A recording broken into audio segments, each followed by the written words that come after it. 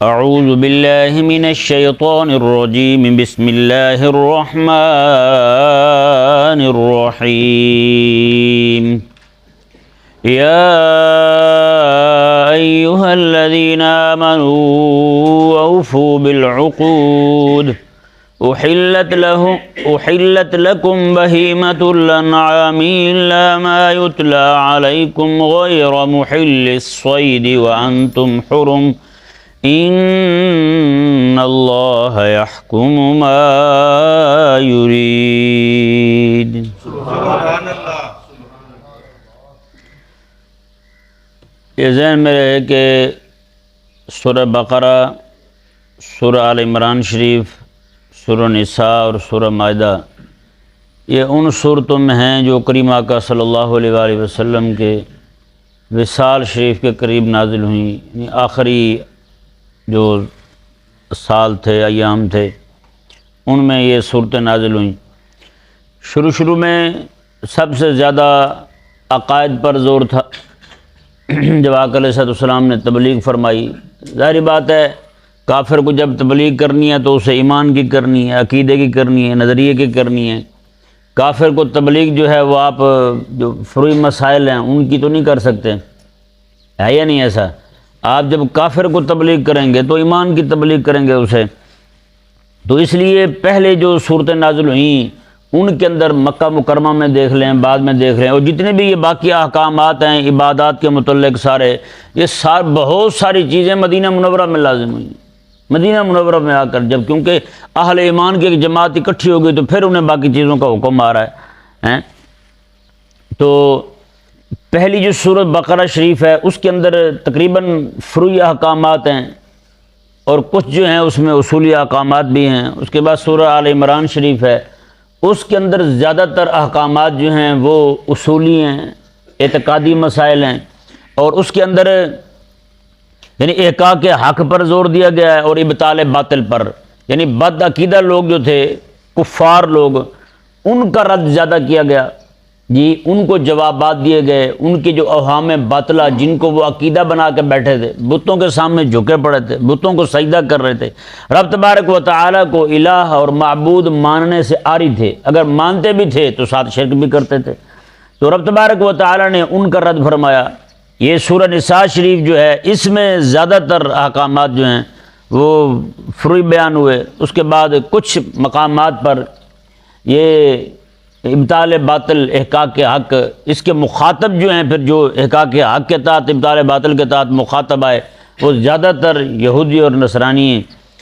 تو یہ جو سورہ مبارکہ سورہ مائدہ شریف ہے اس کے اندر زیادہ تر احکامات جو ہیں وہ فرعیہ احکامات فرعیہ بیان ہوں گے، حلال و حرام کے متعلق بیان ہوں گے۔ یہ ذہن میں رہے پچھلی سورہ نساء شریف جو ہے اس میں معاشرتی مسائل پر زیادہ زور دیا گیا، باہمی معاملات جو ہیں ان کو کیسے تم نے حل کرنا ہے اس پر زیادہ زور دیا گیا، اس پر بھی بہت زبردست گفتگو ہوئی۔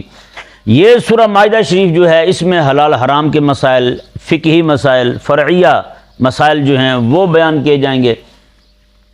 تو ایک بات اور رہ گئی کہ اس صورت کا پچھلی صورت کے ساتھ تعلق کیا ہے؟ سورہ مائدہ کا سورہ نساء شریف کے ساتھ کیا تعلق ہے؟ ان کا آپس میں کیا میل ہے؟ یہ دونوں اکٹھی ہیں۔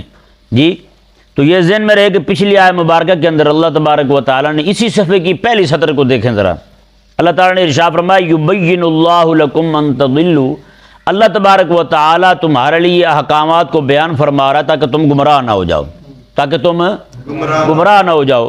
تو اس سورہ مبارکہ کے اندر اللہ تبارک و تعالیٰ وہ احکامات بتائے گا جو گمراہی سے بچانے والے ہیں۔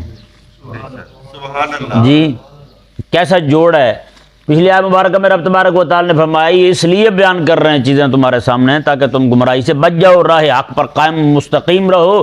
تو اس صورت پوری میں اللہ تبارک و تعالیٰ نے وہ پھر چیزوں کو بیان فرمایا، حلال کے متعلق، حرام کے متعلق، یہ چیزیں تم پر لازم ہیں، یہ چیزیں تم نے کرنی ہیں۔ یہ ذہن میں رہے کہ یہ جو احکامات ہیں حلال اور حرام کے یہ انتہائی ضروری ہیں سیکھنے۔ حضرت سیدنا عمر رضی اللہ تعالیٰ عنہ نے تو یہاں تک فرمایا ہوا تھا، میں جس بندے کو حلال اور حرام کے بیع و شراء کے، خرید و فروخت کے مسائل نہیں آتے وہ ہماری مارکیٹ میں نہیں بیٹھ سکتا۔ دکان نہیں ڈال سکتا وہ. دکان بنانے والے کے لیے ضروری تھا کہ وہ یہ کام کرے. ہاں جی ایک وقت تھا جب حکومت اسلام کی تھی نا، اس وقت بڑے بڑے محدثین مارکیٹوں میں بیٹھے ہوتے تھے، محدثین دکانیں چلاتے تھے. ہاں جی لوگ جو ہیں وہ جاتے تھے حدیث سننے کے لیے. وہ یا جوتے گانٹھ رہے نا، ان سے حدیث سن لیں آپ. جوتے گانٹھنے والا بھی محدث ہوتا تھا وہاں. ہاں جی وہاں پہ گڑ بیچنے والا بھی محدث ہوتا تھا. بڑے بڑے محدثین، بڑے بڑے فقہا. آپ پچھلے فقہا جو ہیں ان کی کتابیں اٹھا کر کے دیکھ. امام قدوری رحمہ اللہ ہنڈیا کو کہتے ہیں، ہنڈیا بنانے والے کو کہتے ہیں. ہنڈیا بنانا. امام خصاف دیکھ، بڑے بڑے ائمہ دیکھ، ان کے کیا کام تھے. امام ابو حنیفہ رضی اللہ تعالیٰ عنہ، آپ کی پوری مارکیٹ تھی کپڑے کی. آپ ہاں جی امام ابو حنیفہ رضی اللہ عنہ کپڑا بیچا کرتے تھے. اتنا لمبا چوڑا آپ کا کاروبار تھا. آپ یعنی کہ رئیس لوگوں میں سے تھے آپ، حضرت امام ابو حنیفہ رضی اللہ تعالیٰ عنہ. تو یہ یعنی کہ جب ایسے لوگ ہوں کاروبار کرنے والے تو پھر عوام تک بھی حلال چیزیں پہنچتی ہیں. جب بیٹھے ہوں سارے کے سارے فرنگی ذہن والے ہیں تو پھر جناب بچوں کے دودھ میں بھی جناب وہ زہریلے کیمیکل ڈال کے دیے جاتے ہیں. کیمیکل کا دودھ بنا کے بچوں کو پلا دیا جاتا ہے. بچوں کی موت کا سامان بیچا جاتا ہے ہمارے یہاں. انسان بیچارہ جاتا ہے مسلمان اپنے بچے کی خوراک لینے کے لیے، اسے نہیں پتا کہ بچوں کی تباہی کا سامان اپنے ہاتھوں لے کے آ رہا ہے. آپ یہاں مرچیں لینے چلے جائیں، وہاں پہ جناب اینٹیں تک پیس کے دے رہے ہیں مرچوں کے اندر. آپ میدا لینے جائیں، آپ دیکھیں بھی جہاں پہ دال مہنگی ہو میدا سستا ہو تو وہاں زلزلے نہیں آئیں گے، وہاں تباہیاں نہیں ہوں گی. بتائیں یار دال پہ محنت زیادہ پڑتی ہے یا میدے پہ؟ دال پہ، میدے پہ زیادہ محنت بنتی ہے نا. دال کو پیسیں گے تو آگے جا کے پھر میدا بنے گا، اس سے نکلے گا بیسن نکلے گا اس سے. اب دال جو ہے وہ سستی ہے، بیسن اس کا مہنگا ہے. یہ کیا طریقہ ہوا بھائی؟ اتنا بھی ہمیں سمجھ نہیں ہے یار. تو مطلب کیا ہے؟ اس میں کچھ اور ڈالا ہوا ہے. اسی طرح کر کے ایک ایک چیز کے اندر ملاوٹ آ رہی ہے، ایک ایک چیز کے اندر ملاوٹ ہے. انسانوں کی جو کھانے کی چیزیں وہ زہریلی ہیں، لیکن آپ چوہے مار دوا لے لیں اس کے اندر کوئی اثر نہیں ہوگا. چوہا نہیں مرے گا. چوہے کو مارنے کے لیے جو دوا لیں گے چوہا نہیں مرے گا. آپ کھیتوں میں جناب زہریلے کیڑے پڑ جائیں ان کو مارنے کے لیے سپرے لیں گے، وہ کیڑے نہیں مریں گے. لیکن آپ جو کھانے کے لیے چیز لے کر آئیں گے جو آپ کی صحت کو طاقت دینے والی ہو وہ آپ کو ضرور مارے گی. جب حالات یہ ہو تو یہ کیوں ہوئے؟ اسی لیے ہوئے کہ ہمارے سر پر خلافت کا سایہ نہیں ہے. اگر ہمارے سر پر خلافت کا سایہ ہوتا تو ایسے لوگوں کو کاروبار کی اجازت ہی نہ ہوتی کبھی. ہیں اچھے بھلے جناب، ایک بندہ مجھے ملا، مجھے کہنے لگا جی میں دودھ بنا کے کیمیکل کا وہ بیچتا ہوں، لوگوں کو دیتا ہوں، اور ہر بار جسے بھی دیتا ہے قسم اٹھا کے دیتا ہے اللہ کی قسم کے خالص دودھ ہے. بتائیں جہاں پہ حالات یہ چل رہے ہیں، اور ایسے لوگوں کے پاس بھی دلائل ہیں اس کام کو بھی حلال کرنے کے لیے، اسے بھی حلال کرنے کے لیے ان کے پاس دلائل ہیں. بھائی وہ دلائل رکھتے ہیں. نعوذ باللہ من ذالک. جب حالات یہ ہو جائیں تو بھائی پھر تباہی تو پھر جب بندہ جائے اپنے بچے کا دودھ لینے کے لیے وہ زہر لے کر آ جائے، بندہ جائے اپنے بیٹے کے لیے جناب کچھ کھانے کے لیے، جب بچہ صحت پکڑے گا، کوئی طاقتور ہوگا، وہ آگے سے یہ لے آئے، حرام خوری کریں گے آگے والے آگے. نعوذ باللہ من ذالک. جب آپ کے شہر کے اندر لاہور کے اندر گدھے کا گوشت کھلایا جائے، آپ کے ملک پاکستان کے اندر جب کتے کا گوشت کھلایا جائے لوگوں کو، مسلمانوں کو، بتائیں جی خنزیر کا جب گوشت بکتا ہو تو پھر بات کہاں جائے گی؟ ایک دوست نے بتایا کہ وہ ادھر منڈی ہے نا، اکبری منڈی، ادھر کہنے لگے کہ وہاں سٹور ہے بہت بڑا، وہ وہاں کام کرتے تھے. سٹور کا مالک جو تھا کہتے ہیں جی وہ وہاں نیچے تھے، اس کے ماتحت تھے مالک کے. تو کہتے ہیں کچھ خواتین آتی برقع پوش، وہ آگے کہتی کہ فلاں کے جو ہے نا وہ پیسٹ کہہ لیں کیا کہہ لیں اسے یار، کھانے والی چیزیں ہوتی ہیں جیسے بیکری کی چیزیں نہیں ہوتی، وہ نمکین، تو برگر وغیرہ اس طرح کے وہ والے برگر دے دیں. کہتے ایک دن کہتا میں نے پوچھ لیا ان سے کہ بیٹا آپ یہ برگر کیوں لیتی ہیں؟ اس نے کہا انکل آپ کو پتہ نہیں ہے اس میں خنزیر کا گوشت پڑتا ہے، خنزیر کا گوشت ہوتا ہے. میں نے کہا کہ آپ کیوں کھاتی ہیں؟ اس نے کہا اس لیے کھاتی ہیں، اس سے کے ساتھ جو ہے نا شہوت بھڑکتی ہے. اندازہ لگائیں جہاں پہ یہ حالات چل رہے ہوں، اگر ان ذلیلوں کو پتہ ہوتا کہ یہ جو ہے خنزیر کا گوشت کھانا رب تبارک و تعالی نے کیسے حرام قرار دیا ہے، تو بتائیں مسلمانوں کے شہر میں، مسلمانوں کے ملک میں، مسلمان کی دکان پر مسلمان خواتین خنزیر کا گوشت خریدنے آتی؟ اندازہ لگائیں، بندہ ہل جاتا ہے آج جو حالات چل رہے ہیں۔ اور ابھی مولوی جو ہیں یہ آنے دیں، بس رمضان شریف آ گیا ہے، 8 اور 20 پہ لڑائی ہوگی ان کی، ان کی لڑائی ساری میتھ کی ہے، 8 کر لیں 20 کر لیں، 20 کر لیں 8 کر لیں۔ یار ان پہ بھی ذرا توجہ دیں، امت کا بیڑا غرق کر دیا انہوں نے پکڑ کے۔ جب حالات ایسے ہوں گے نا، دیکھیں رب تبارک و تعالیٰ کیسے بیان فرما رہا ہے حلال اور حرام کے مسائل ہیں۔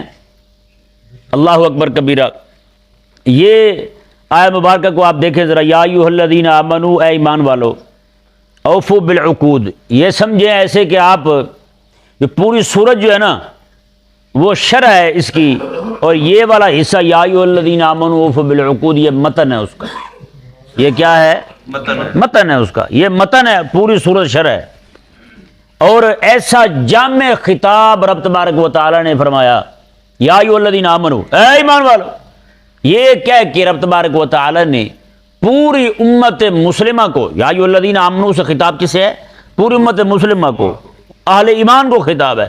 یہ خطاب کر کے اللہ تبارک و تعالیٰ نے فرمایا کہ اے اہل ایمان، تمہارا معاہدہ ہے میرے ساتھ، تم ایمان لائے ہو مجھ پر اور میرے حبیب پر، اب تم پر لازم ہے کہ میرے احکامات بھی مانو۔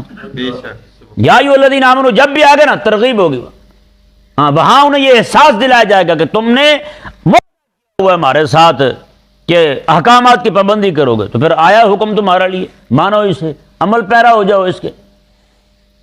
تو یہ ذہن میں رہے کہ جیسے کوئی بندہ نکاح کرتا ہے نا، جیسے آج کل ہم نے سمجھ رکھا ہے رسمی طور پہ مسلمان ہونا، اب آج جی ہمارا ابا مسلمان تھا ہم بھی، ہماری ماں کلمہ پڑھتی تھی ہم بھی، وہ مسلمان تھے ہم بھی، اور میں کلمہ پڑھتا ہوں بس اتنا کافی ہے بھائی، آگے کیا ہے؟ نا۔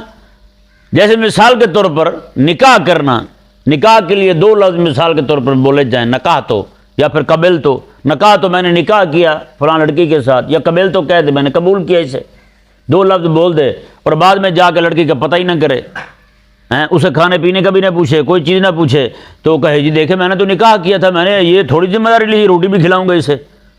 تو بتائیں پوری دنیا کے لوگ اسے احمق کہیں گے نہیں کہیں گے؟ پوری دنیا کے لوگ اسے ٹھگ کہیں گے نہیں کہیں گے؟ بھائی یہ نکاح تو کے لفظ کے پیچھے جو ہے نا، نکاح تو صرف یہ نہیں ہے کہ تو نے جناب بس نکاح تو کہہ دیا تو جان چھوٹ گئی، قبل تو کہہ دیا تو جان چھوٹ گئی، نہ، نکاح تو قبل تو یہ ایک ایسا معاہدہ ہے، ایک لفظ ہے، ایک کلمہ ہے، نکاح تو قبل تو ایک کلمہ ہے، لیکن اس کلمے نے اس بندے پر اس خاتون کا کھانا پوری زندگی کے لیے دینا لازم کر دی ہے، اس عورت کے لیے پوری زندگی کے لیے لباس دینا لازم کر دی ہے، اور اپنی ہستی کے مطابق اسے چھت دینا یہ بھی لازم کر دی ہے، نان اور نفقہ لازم ہو گیا، اس کی رہائش لازم ہو گئی، کپڑے دینے لازم ہو گئے، ہر طرح کی سہولت جتنی دے سکتا ہے اسے وہ دینا لازم ہو گیا۔ یہ کیسے لازم ہوا؟ صرف قبل تو کہنے کے، قبل تو کہاں ہے لازم ہو گیا، نکاح تو کہاں ہے سارا کچھ دینا لازم ہو گیا۔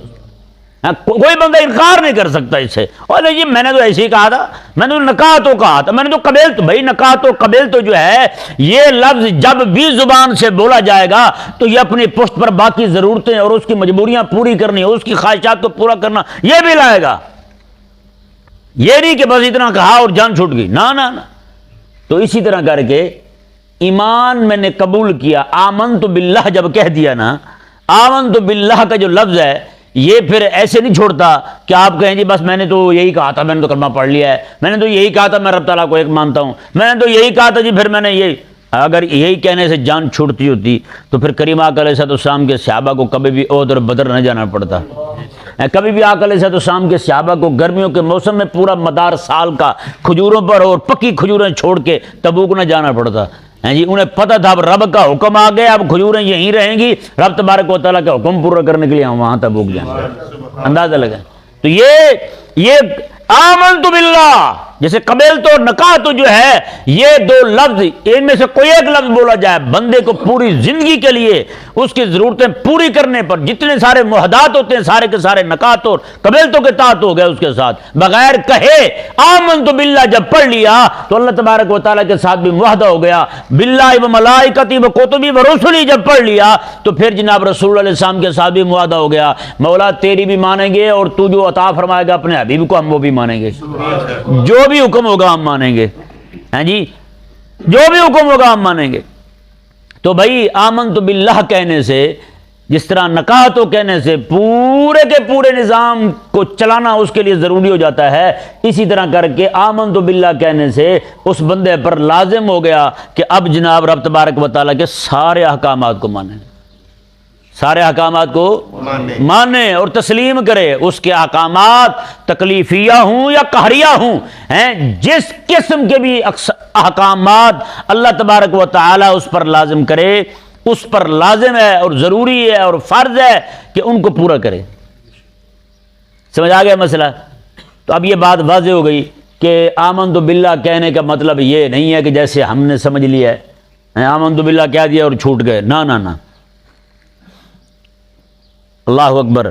اقبال رحمہ اللہ نے پتہ کیا کہا؟ انہوں نے کہا چوں بگویم مسلمانم بلرزم، وہ کہتا ہے جب میں یہ کہتا ہوں نا اپنے آپ کو میں مسلمان ہوں تو کہتا ہے کانپ جاتا ہوں، لرزہ طاری ہو جاتا ہے میرے جسم پہ، کہ دانم مشکلات لا الہ الا اللہ، فرماتے ہیں کہ کیونکہ لا الہ الا اللہ پڑھنے کے بعد جو مشکلات آتی نا وہ میں جانتا ہوں، ہم نے تو سرسری پڑھ لی ہے، اوپر سے پڑھ لی ہے، لا الہ الا اللہ پڑھنے کے بعد جو مشکلات آتی ہیں تو وہ حضرت بلال سے پوچھیں، تپتی ریت پر پتھر اوپر رکھ کے سینے پر جی اور کہا جائے کہ ہاں بھی بتا لا الہ الا اللہ چھوڑ دے، حضرت فرماتے ہیں اب بلال رضی اللہ عنہ مجھے پتا تھا کہ دانم مشکلات لا الہ الا اللہ، مجھے پتا تھا کہ یہ حالات میرے ساتھ ہوں گے، یہ سارا میں نے گوارا کر کے کلمہ پڑھا ہے، معاہدہ ہو چکا ہے رب تبارک و تعالیٰ کے ساتھ، اب میں کلمہ نہیں چھوڑ سکتا۔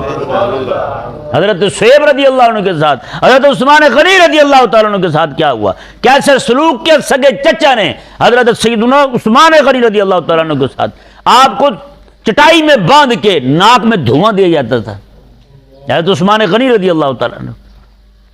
آج تو ہم کھلے ڈولے بیٹھے ہیں، ہمیں تو پرواہ ہی نہیں، ہمیں لا الہ الا اللہ پڑھنے کے بعد مشکلات نہ ہم نے تو کبھی دیکھی نہیں مشکلات کیا ہوتی ہیں، لا الہ الا اللہ کی مشکلات جو ہے نا وہ کیا ہے ہمیں نہیں پتا۔ وہ آقا علیہ السلام کے صحابی ہیں کریم آقا علیہ السلام کے پاس، انہوں نے کلمہ پڑھا، والد ان کے فوت ہو گئے تھے ان کے بچپن میں ہی، یہ جوان ہوئے، جوان ہی ہیں ابھی، تو ان کے چچا نے ان کی پرورش کی، ان تک جب حضور کے دین کی دعوت پہنچی، کلمہ پڑھا مسلمان ہو گئے جی، ان کے چچا کو پتہ چلا کہ یہ کلمہ پڑھ کے مسلمان ہو گئے ہیں، انہوں نے کیا کیا کہ ان کو گھر سے بھی نکال دیا، کپڑے تک بھی اتار لی، کپڑے بھی اتار لی، یہ گھر کی دیوار کے باہر کھڑے تھے، ماں نے اندر سے چادر پھینکی، انہوں نے اس چادر کو پھاڑا، آدھی نیچے باندھ لی آدھی اوپر لپیٹ لی، حضور کی بارگاہ میں پہنچے رات کو سفر کرتے کرتے، صبح کے وقت آقا علیہ السلام نے دیکھا انہیں جی، وہ آقا علیہ السلام کے غلام، مشکلات لا الہ الا اللہ دیکھیں پھر، ہماری تو مشکلات ہی روٹی کی، ہماری مشکلات ہی صرف کھانے پینے کی، نوکری کیا، منڈا پڑ جائے، یہ ہو جائے وہ ہو جائے، اس کے علاوہ آگے کوئی مشکل ہے ہی نہیں ہمیں تو آقا علیہ السلام کے صحابی جو ہیں وہ آقا علیہ السلام کی بارگاہ میں پہنچے، آقا علیہ السلام نے نماز کے بعد دیکھا، میں تم کون ہو؟ حضور میں آپ کا غلام ہوں، کلمہ پڑھا، میں نے دعوت پہنچی آپ کے دین کی مجھ تک، تو میں نے لا الہ الا اللہ پڑھ لی ہے، میں پھر یہ کیا ہوا؟ انہوں نے کہا اس کی مشکلات کا ظہور ہوا ہے، میں پھر تمہارا دل کیسا ہے؟ انہوں نے کہا یا رسول اللہ پورے کا پورا آپ کی ذات پر پختہ ایمان رکھتا ہوں، دل میں کوئی ہلچل نہیں ہوئی کہ اتنی آسائشیں چھوڑ کے آ رہا ہوں، گھر چھوڑ کے آ رہا ہوں، چھت چھوڑ کے آ رہا ہوں، مجھے پتہ ہے کہ لا الہ الا اللہ پڑھنے کی مشکلات کیا ہیں، یا رسول اللہ میں ہر طرح کی مصیبت جھیلنے کے لیے تیار ہوں۔ میں سبحان اللہ۔ آقا علیہ السلام تبوک جانے لگے تو وہ حضور کی بارگاہ میں حاضر ہوئے، حضور نے ان کا نام ہی رکھ دیا تھا ذوالبجادین، دو چادروں والا، دو چادروں والا، یہ حضور کی بارگاہ میں حاضر ہوئے، کہنے لگے حضور دعا فرمائے اللہ مجھے شہادت کی موت دے، تبوک جا رہا ہوں مولا مجھے شہادت کی موت دے۔ آقا علیہ السلام نے کھجور کی چھال ہوتی ہے نا وہ منگوا کے آقا علیہ السلام نے اس کے بازو کے ساتھ باندھ دی، اور آقا علیہ السلام نے دعا کی رب کی بارگاہ میں، مولا میں اس کا خون کافروں پر حرام قرار دیتا ہوں، کوئی کافر اسے شہید نہ کر سکے۔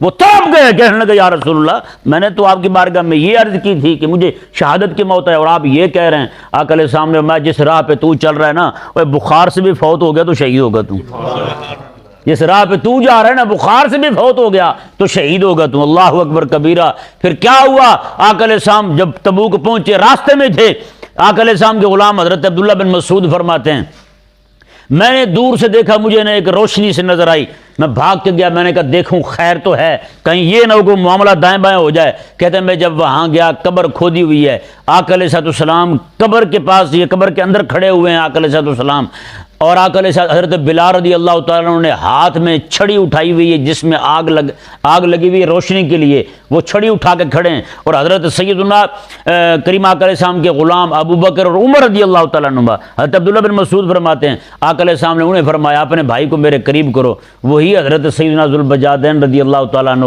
بخار کی وجہ سے فوت ہوئے اور حضور نے ان کی تدفین کی۔ حضرت عبداللہ بن مسعود کہتے ہیں کہ مجھے کبھی بھی تڑپ نہیں ہوئی دل میں کہ میں آج فوت ہو جاتا، کہتے ہیں اس دن میرے دل میں ایسی تڑپ پیدا ہوئی کہ یار عبداللہ تو ہی فوت ہو جاتا یہاں ہیں، تو ہی فوت ہو چکا ہوتا تو آج جو ہے نا ابو بکر اور عمر اٹھا کے دے رہے ہوتے، حضور قبر میں لٹا رہے ہوتے۔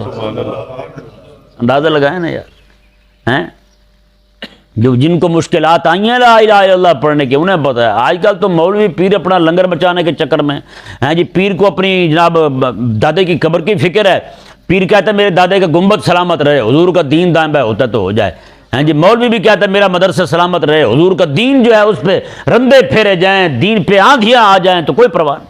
اللہ اکبر بھول چوب گویا مسلمانم بلردم، جب میں کہتا ہوں میں مسلمان ہوں تو میں تو کانپ جاتا ہوں کہ دارم مشکلات لا الہ الا اللہ، میں جانتا ہوں لا الہ الا اللہ پڑھنے کی مشکلات کیا ہیں۔ اللہ اکبر۔ تو رب تبارک و تعالی نے ارشاد فرمایا یا ایھا الذین آمنوا کہہ کر، یہ ایک جامع مضمون ہے اسی آیہ مبارکہ کے ان الفاظ کے اندر رب تبارک و تعالی نے بتا دیا فرمایا کہ تمہارا معاہدہ ہے میرے ساتھ، کیا ہے؟ معاہدہ ہے ایمان کا۔ تو ایمان صرف یہ کیا کہ آمنت باللہ کہہ کے چھوٹ نہیں جاتا بندہ، اس کے لیے احکامات سارے ماننے پڑتے ہیں۔ آگے اللہ تعالیٰ نے کیا ارشاد فرمایا جی، اوفو بالعقود، اپنے عقدوں کو پورا کرو۔ عہود اور عقود، عہد معاہدہ، عقد معاہدے کو کہتے ہیں، فرمایا کہ وہ پورے کرو۔ یہاں پر ہر طرح کا عقد، میں نے کہا تھا یہ جامع مضمون ہے، یہ متن ہے، شرع آگے آ رہی ہے۔ عقود کہہ کے رب تبارک و تعالی آمنو بالعقود، آمنو اوفو بالعقود، یہ کہہ کے رب تبارک و تعالی نے بات ہی ختم فرما دی۔ پوری دنیا کے اندر اہل ایمان کو، اہل اسلام کو، اہل دنیا کو جتنے احکامات دیے رب تبارک و تعالی نے، ان سب کو پورے کرنے کا حکم جب رب تبارک و تعالی نے دیا نا، صرف یہ لفظ بول کے دیا، پورے احکامات۔ اب دیکھیں عقود کے تحت تین طرح کے عقد آتے ہیں، تین طرح کے معاہدے، تین طرح کے عہود آتے ہیں۔ وہ کیا ہیں جی؟ سب سے پہلا عہد جو بندے نے رب کے ساتھ کیا ہے، کیا کیا ہے؟ بندے نے رب کے ساتھ کیا ہے، وہ عہد پورا کرنا۔ اب بتائیں جی، جو بندے نے آقا علیہ السلام کے ساتھ کیا، غلام نے اپنے حبیب کے ساتھ کیا، علماء نے آقا علیہ السلام کے ساتھ کیا، کیونکہ علماء کو حضور کا وارث کہا گیا ہے نا۔ فرمایا حضور نے جیسے میں نے مکے میں دین بیان کیا ویسے تم نے کرنا ہے، جیسے مدینے میں نے دین بیان کیا ویسے تم نے کرنا ہے، جیسے بدر کے میدان میں کھڑے ہو کر میں نے دین سنایا ہے ویسے دین تم نے سنانا ہے۔ آج تو ہمارا دین ہی وہ ہے جو اسی کے کمرے میں بیان ہونے والا ہے یا نہیں؟ احد جانے والا دین نہیں ہمارے پاس رہا، ایسے ٹھنڈے ٹھنڈے ٹھنڈے ٹھنڈے میٹھے میٹھے، بس بات ختم ہو گئی ہے نا نا نا۔ رب تبارک و تعالی نے میں عقود اوفو بالعقود، میں ایفائے عقد کرنا تم پر لازم ہے۔ تو جتنے عہد رب کے ساتھ کیے ہیں، مولا تجھے ایک مانیں گے، تیری عبادت کریں گے، یہ عقد ہے، یہ عہد ہے رب تبارک و تعالیٰ کے ساتھ۔ اور باقی جتنے بھی احکامات ہیں رب تبارک و تعالیٰ کے، مولا جسے تو حلال کہے گا اسے حلال کہیں گے، جسے تو حرام کہے گا اسے حرام کہیں گے۔ تو نے کہا ہے تیرے نبی کے بعد کوئی نبی نہیں آئے گا، مولا نہیں مانیں گے کسی کو، نہیں مانیں گے کسی کو۔ ابو بکر صدیق نے کہا، حضرت ابو بکر صدیق انہوں نے کہا یا اللہ تو نے کہا تھا تیرے نبی کے بعد نبی نہیں آئے گا، میں نہیں چھوڑوں گا مسلمے کو۔ کیسی بات، 36,000 منکرین ختم نبوت کو کاٹ کے رکھ دیا ابو بکر صدیق رضی اللہ عنہ۔ بتائیں جی عہد پورا کیا نہیں کیا؟ حضرت عمر نے عہد پورا کیا نہیں کیا، حضرت عثمان نے پورا کیا نہیں کیا، امام ابو حنیفہ نے پورا کیا نہیں کیا۔ جیل کے اندر زہر دیا گیا امام اعظم ابو حنیفہ رضی اللہ عنہ کو، 70,000 بار قرآن پڑھنے والا بندہ ہیں اسے جناب، اور ایک ٹانگ پہ کھڑے ہو کے پورا قرآن پڑھنے والا ابو حنیفہ، رات کو 500 رکعت، 1000 رکعت نفل پڑھنے والا ابو حنیفہ ہیں جی، اسے جناب زہر دیا جائے، وہ کہے جی حق میں نہیں چھوڑ سکتا، تم جو چاہتے ہو کر لو، کیونکہ دانم مشکلات لا الہ الا اللہ، میں جانتا ہوں جو ہونا ہے وہ ہونا ہے ہیں جی۔ امام مالک کو دیکھ لیں، کوڑے لگائے، امام احمد بن حنبل کو دیکھیں، ہاتھی پر بٹھا کر آپ کو کوڑے مارے، ہاتھی کی پشت پہ باندھا گیا آپ کو ہیں جی، اور آپ کو کوڑے مارے گئے۔ آپ خود فرماتے ہیں کوڑے جو مجھے لگے اگر ہاتھی کو لگتے وہ بھی چیخ اٹھتا۔ بتائیں اتنے ہزاروں کی تعداد میں امام احمد بن حنبل کو کوڑے مارے گا یار، اللہ اکبر کبیرہ۔ تو یہ جانتے تھے، یہ مجدد الفسانی رضی اللہ تعالیٰ عنہ کو، یار وہ پیر نہیں تھے، وہ عالم نہیں تھے، کس طرح کر کے انہوں نے قربانی دی؟ وہ جانتے تھے لا الہ الا اللہ پڑھ رہا ہے تو اس کے ساتھ جو عہد کیا ہم نے رب کے ساتھ، کیونکہ میں عالم ربانی ہوں تو مجھ پر زیادہ ذمہ داری بنتی ہے رب تبارک و تعالیٰ کے دین کے لیے کھڑا ہوں، رب تعالیٰ کے دین کے دفاع میں بولوں۔ تو آپ پھر کھڑے ہوئے، آپ پھر بولے، احقاق حق کیا آپ نے، ابطال باطل کیا آپ نے، پھر آپ کی جد و جہد کی برکت سے اللہ تبارک و تعالیٰ نے اہل اسلام کو پھر اورنگزیب عالمگیر عطا فرمایا ہیں جی۔ پھر پورے ہند کے اندر اللہ تبارک و تعالیٰ کے فضل سے اسلام کا غلغلہ بلند ہوا۔ یہ جو بادشاہی مسجد ہے نا، یہ بھی فیض ہے مجدد الفسانی کی جیل جانے کا، قلعہ گوالیار میں قید ہونے کا فیض ہے۔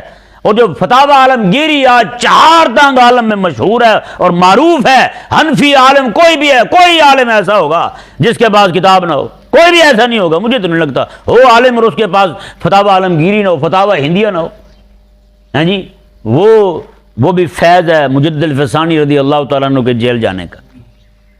تو اس لیے یہ ضروری ہے بھائی جی، عقد جو رب کے ساتھ کیا نا وہ پورا کرنا، اور آخر اسلام کے ساتھ جو معاہدہ کیا ہے وہ پورا کرنا۔ آگے دیکھیں جی، دوسرے وہ عہد ہیں جو رب تعالیٰ تو لازم نہ کرے لیکن بندہ خود اپنے آپ پر لازم کر لے، کو قسم کھا لے میں یہ کام کروں گا، حلال کام ہو، قسم کھا لے اس کے لیے، میں اللہ کی قسم یہ کام کروں گا، اب اس پر لازم ہو جاتا ہے۔ رب نے لازم نہیں کیا، اس نے خود لازم کیا ہے، اب رب فرماتا ہے یہ بھی پورا کر۔ منت ماننا ہے، منت شرعی ہو، منت نظر شرعی ہو، وہ کہے جی میں اللہ تبارک و تعالیٰ کے لیے میرا یہ کام ہو جائے، اتنے روزے رکھوں گا میں، وہ کام ہو جائے، اب روزے رکھنا لازم ہو گیا۔ رب نے فرض نہیں کیا تھا، رب نے صرف رمضان کے روزے فرض کیے تھے، اب اس نے خود اپنے آپ پر لازم کیا ہے۔ رب فرماتا ہے یہ عقد میں نے نہیں کیا تھا، تو نے خود کیا میرے ساتھ، اب یہ بھی پورا کر۔ یہ نہیں سمجھ آیا مسئلہ؟ ہاں، اس طرح کر کے اب تیسرے عقود جو ہیں وہ آ گئے، تیسرے عہود جو ہیں یہاں وہ آ گئے جو بندہ بندے کے ساتھ کرتا ہے، بندہ بندے کے ساتھ وعدہ کرتا ہے۔ حضرت اسماعیل علیہ السلام، ہاں جی، آپ کو ایک بندے نے کہا جی آپ یہیں ٹھہرے، میں آتا ہوں، آپ وہیں ٹھہرے، 1 دن 2 دن 3 دن، مہینہ 2 مہینے 3 سال کے بعد بندے کا وہاں سے چکر لگا، آپ جھونپڑی ڈال کے وہیں بیٹھے ہوئے۔ وہ کہنے لگا حضرت آپ یہاں کیوں رہتے ہیں، وہاں کیوں نہیں جاتے؟ میں تو نے بٹھایا ہوا ہے مجھے۔ تو رب نے پتا قرآن میں کیا، میں صادق الوعد وکان رسول النبی، وعدے کا بڑا سچا ہے۔ اس نے کہا تھا تو آئے گا تو یہیں کھڑا ہوں گا، 3 سال وہاں سے ہلے نہیں، 3 سال وہاں سے نہیں ہٹے ہیں۔ تو پھر بندہ بندے کے ساتھ جو عہد کرے وہ بھی پورا کرے، اب بندہ بندے کے ساتھ وعدہ کرے وہ بھی پورا کرے، جماعت کے ساتھ وعدہ کرے وہ بھی پورا کرے، ملک کے ساتھ وعدہ کرے وہ بھی پورا کرے، ہیں جی، اگر حکومت عوام کے ساتھ وعدہ کرے وہ بھی پورا کرے۔